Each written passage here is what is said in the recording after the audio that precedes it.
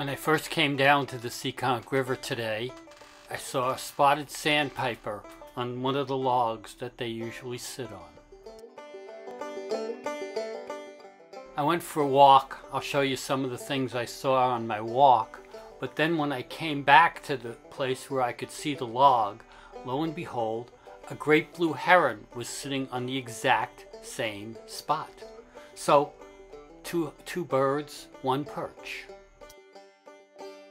Between the time I saw the sandpiper and the heron, I saw another heron on the far side of the river.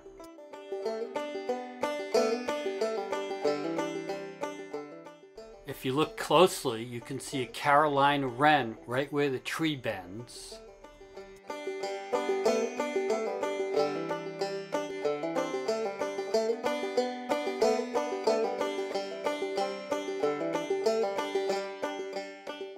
And an osprey snagged a fish and flew off.